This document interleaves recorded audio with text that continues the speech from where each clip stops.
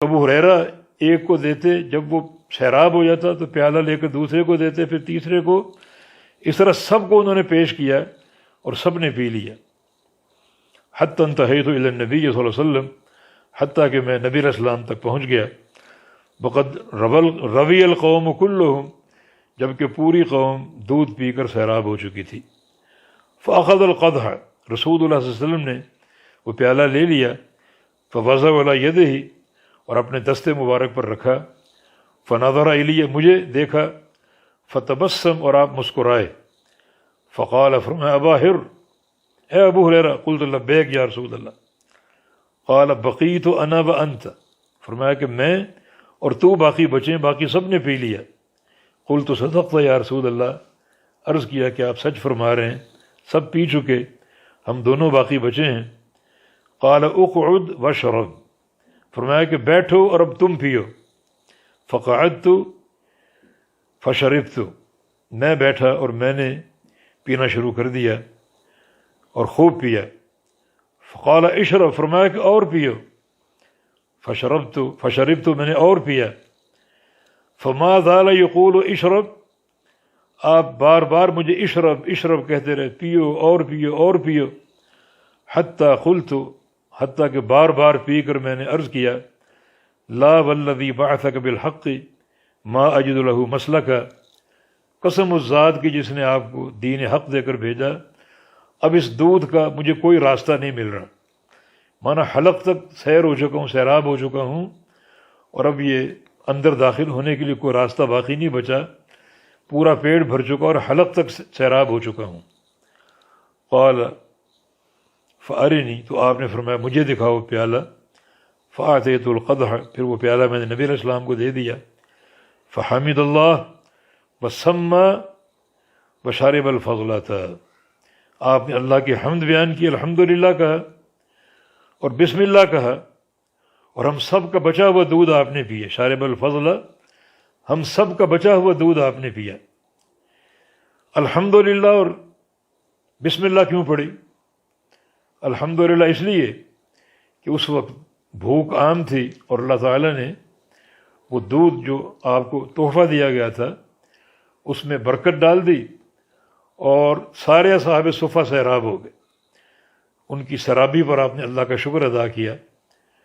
اور بسم اللہ اس لیے کہ دودھ پینے سے پہلے آپ نے اللہ کا نام لیا، کھانے سے قبل، پینے سے قبل بسم اللہ پڑھنی چاہیے۔ اور دودھ کی ایک مخصوص دعا بھی نبی علیہ السلام سے ثابت ہے، بسم اللہ وعلی برکت اللہ، یہ پڑھ کر دودھ پینا چاہیے۔ تو اس لیے نبی علیہ السلام نے الحمدللہ بھی کہا اور بسم اللہ بھی کہا۔ الحمدللہ اس لیے کہ اللہ تعالیٰ نے اپنی اس عظیم الشان نعمت سے ان طلباء کو سیراب کر دیا، جس پر آپ نے اللہ کا شکر ادا کیا۔ اور بسم اللہ اس لیے کہ ہر کھانے اور پینے سے قبل بسم اللہ پڑھنا ضروری ہے۔ بسم اللہ اگر نہ پڑھی جائے تو شیطان اس کھانے میں شامل ہو جاتا ہے، اور بسم اللہ پڑھ لی جائے تو اس کھانے میں شیطان کا کوئی حصہ باقی نہیں بچتا۔ تو یہ حدیث نبی علیہ السلام اور صحابہ کی تنگی معیشت کی ترجمانی کر رہی ہے۔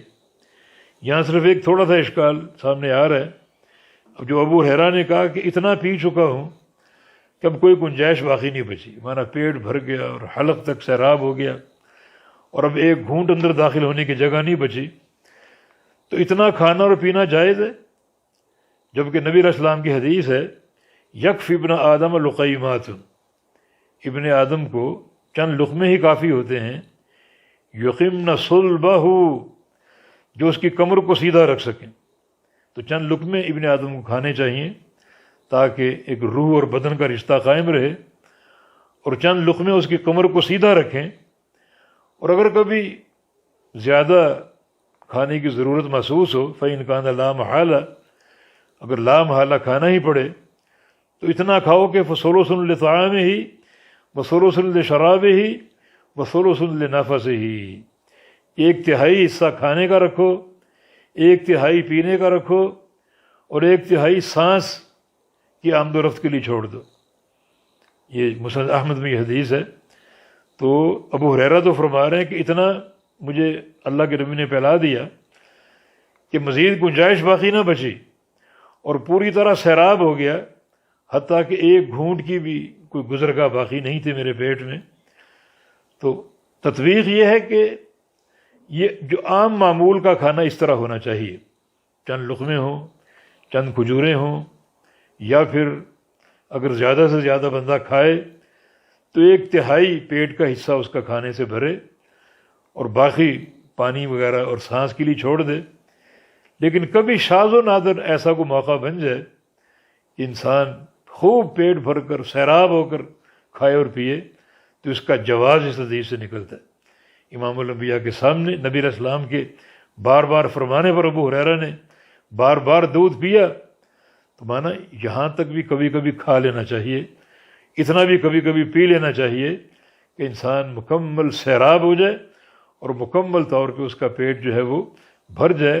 یعنی اتنے کھانے کا جواز بھی اس حدیث سے سامنے آتا ہے اور ثابت ہوتا ہے۔ واللہ اعلم۔ جی۔